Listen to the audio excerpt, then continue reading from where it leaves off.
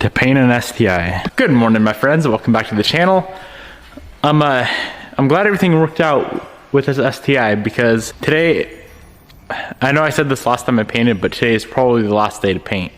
It's not even gonna be warm today, but it's gonna be super sunny out. I think there's a high of like 50 degrees. And I want to spray this thing outside in the booth. This thing meaning the bay of the STI. But when that booth is set up, sun beaming down on it, it gets pretty warm in there, so we should be good. I'm gonna guess it's like 65-ish, 60, 65 inside the booth. So we gotta pop some cars out of the shop. I'm actually gonna set up the booth to where the main door is right in line with the shop, just so we can pull that car down off the lift, wheel it right into our booth, spray it out. Once it's tack free, bring it back in the shop, crank up the heat, let it bake on there, and we should be good. So let's get some cars moved around, get that guy flipped around, get her aired up, and get this dang thing in the paint booth.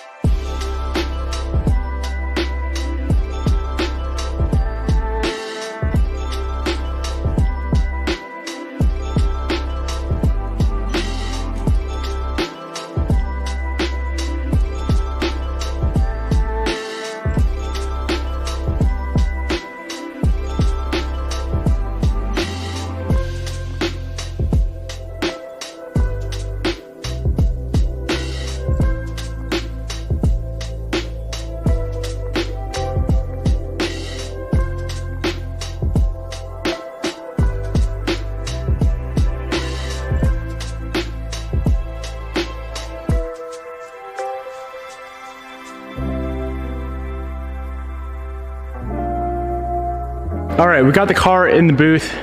That all went fairly smooth. We got to get the whole thing masked off, which should be fairly easy. I'm gonna use plastic, a combination of plastic and paper, and we can start laying down some sealer.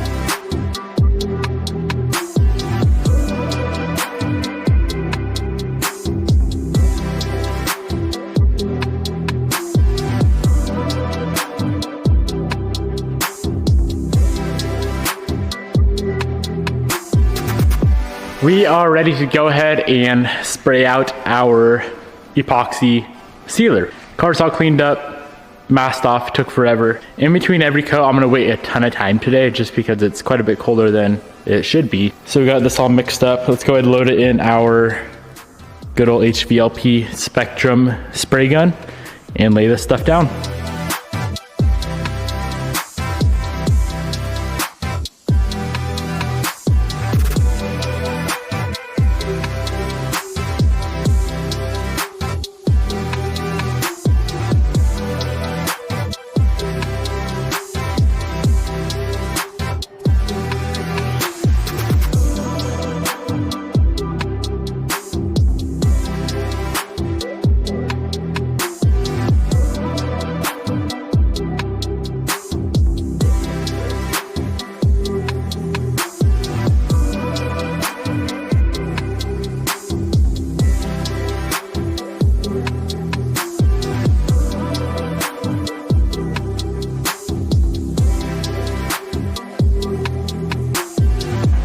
So we hit sealer, laid down perfect. First coat of base, laid down good. You guys saw the color. We are just color matching it. Let me explain why. So I had 4 different choices. It was midnight purple, which would have been insane. It was candy apple red of some sort, some variant, which would have been insane. Aspen white to match, or just like a simple gloss black, like obsidian black pearl. And then I realized a ton of other stuff we already have here for the engine bay, color-wise would completely clash with either the red or the purple.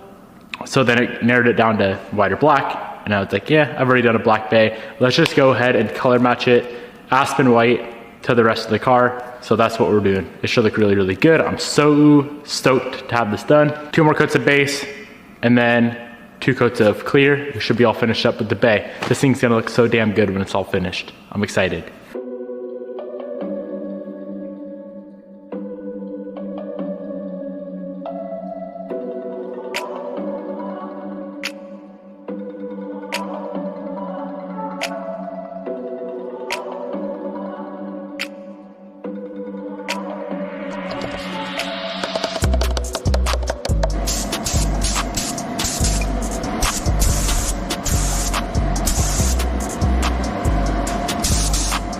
So we just had a really weird issue. I went to go spray clear, and then it looked like on some of the seam sealer, there was fish eyes.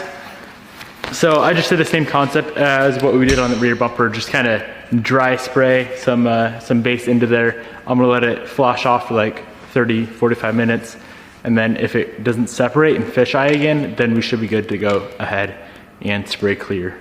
Really weird issue. So I keep fighting this issue.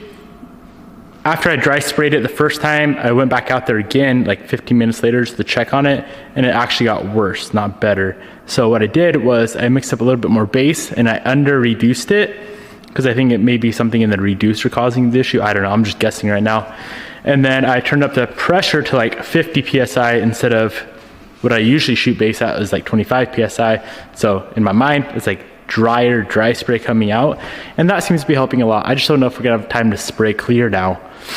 We have 24 hours after we spray base to spray clear, so if we don't get to clear today, that's not a huge deal.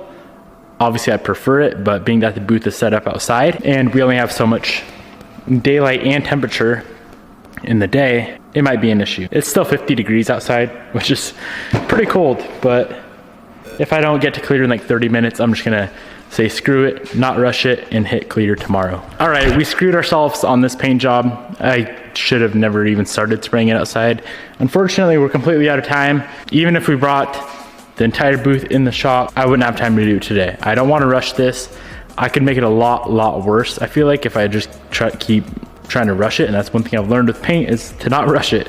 So I'm going to pull out the car in the shop, and then I'll probably keep the shop around 80 degrees overnight. So let me get this thing inside, and I'll show you guys exactly what is going on.